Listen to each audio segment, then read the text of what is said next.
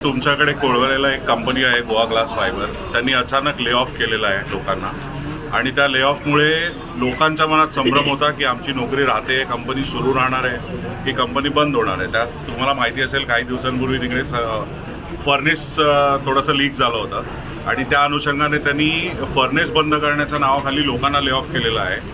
तर त्याच संदर्भात आमची गेले 6-8 महिने इथे लेबर कमिशनरच्या ऑफिसला असिस्टंट लेबर कमिशनरांकडे बैठक सुरू होती. त्यांच्या काही चार्टर ऑफ डिमांडची पण बैठक होती आणि त्याच दरम्यान कंपनीने ह्या ज्या स्टेप्स घेतल्या त्याच्यामुळे the people employed with the company they were a little confuse whether are jobs are going to stay, की आमची नोकरी राहते की जाते.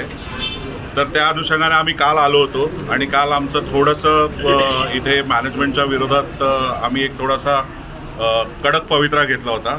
कारण मॅनेजमेंटकडनं कोणीही डिसिजन मेकिंग अथॉरिटी या मीटिंग अटेंड करतच नव्हतं आणि काल आम्ही थोडासा तो एक वेगळा पवित्रा घेतल्यामुळे आज मॅनेजमेंटकडनं एक डिसिजन मेकिंग अथॉरिटी आलेली आहे. त्यांनी इथे अश्युरन्स दिलेला आहे की आम्ही कंपनी लॉकआउट नाही करत आहोत, आम्ही फक्त ले ऑफ दिलेला आहे जो टेम्पररी ले ऑफ आहे, जो फर्नेस रिबिल्ड होईस्तोपर्यंतचा ले ऑफ असेल. हे त्यांनी लेखी स्वरूपात त्या हिअरिंगमध्ये दिलेलं आहे आणि त्याच्या व्यतिरिक्त आज प्रलंबित त्यांच्या जे काही मागण्या होत्या त्या या ले ऑफच्याच कारणाने का होईना पण कामगारांची ॲग्रीमेंट आम्ही येत्या 16 जुलैला साईन करतोय. तर त्या पद्धतीची आज ही बैठक होती. सर कंपनीचं नाव काय?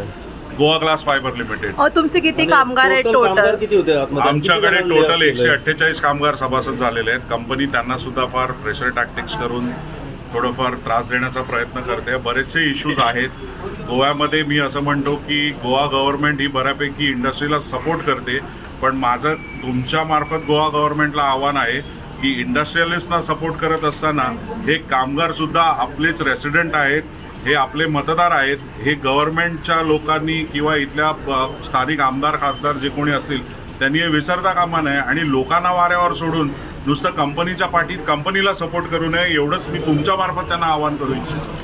तुम्ही म्हणालात की त्यांना लेआउट दिलेलं किती काळपर्यंत असेल? आता ह्याच्यामध्ये त्याच्यासाठीच तो संभ्रम निर्माण झाला होता की ले ऑफ देण्यासाठीचा जो काळ आहे तो गोवा ग्लास फायबरने कुठेही काळ मेन्शन केलेला नाही आहे आणि त्याच्याचमुळे या लोकांमध्ये संभ्रम निर्माण झालेला आहे. कारण कायद्यामध्ये काही तरतुदी असतात, त्या कायद्याची संपूर्णपणे पायमल्ली इथल्या बऱ्याचशा कंपन्या करताना दिसत आहेत.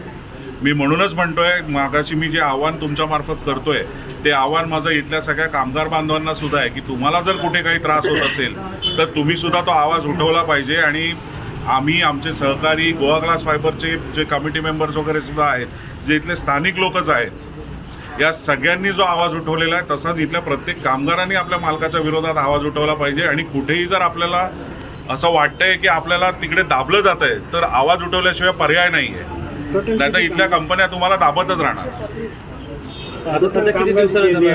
अजूनही ले ऑफ जो आहे तो त्यांनी सांगितलेला नाही आहे, पण त्यांचा जो फर्नेस रिबिल्ड करण्यासाठी त्यांना काही मशिनरी प्रोक्युअर करायची असं त्यांनी म्हटलेलं आहे. तर ती जशी जशी मशिनरी प्रोक्युअर होईल तसं तसं आम्ही एक एक सेक्शन सुरू करू आणि त्या सेक्शनमध्ये आम्ही त्या कामगारांना ताबडतोब कामावर घेत जाऊ.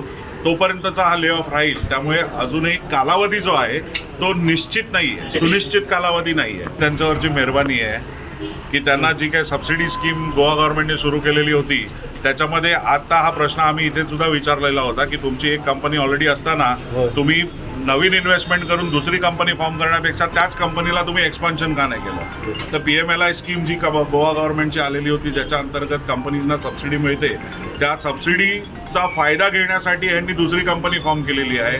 आमची ही सुद्धा मागणी होती की त्या युनिटमध्ये ह्या सगळं कामगारांना तुम्ही कामावरती घ्या. त्याच्यामध्ये सुद्धा त्यांनी आता म्हटलेलं आहे की ते युनिट आमचं अजून सुरू झालेलं नाही आहे, सुरू झाल्यावर आम्ही विचार करू, पण ही कंपनी तसा काही विचार करेल असं मला वाटत नाही आहे. त्यामुळे त्यांच्याकडनं जे अश्युरन्स आम्हाला हवं होतं की हा ले ऑफ आहे, हा लॉकआउट नाही आहे, त्या अश्युरन्ससाठीची आमची कालची खाटाटोपतणी ही आजची बैठक होती. कायद्याप्रमाणे ले ऑफच्या दृष्टिकोनातून जो काही पगार मिळाला पाहिजे त्या पद्धतीने त्यांना तो पगार मिळेल, जो सर्वसाधारणपणे 50-75% आसपास असतो. हे सगळं अश्युरन्स जे आहे ते लेखी आहे? हे सगळे अश्युरन्स लेखी असिस्टंट लेबर कमिशनरच्या कार्यालयामध्ये मिनिट्समध्ये रेकॉर्ड झालेलं आहे. त्याची कॉपीसुद्धा आमच्याकडे आहे. ती वाटल्यास आम्ही तुम्हाला आम्ही त्याची एक कॉपी फर्निश करतो. तुम्ही पळतात GNH.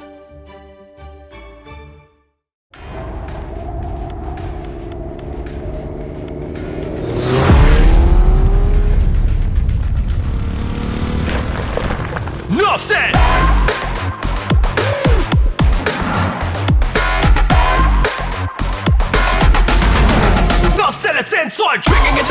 what you're feeling is the vibe. About to make a drink and wanna race it to the tribe. Minutes is the time when I'm bringing in the ride. Love, sell it, and so I join the tribe.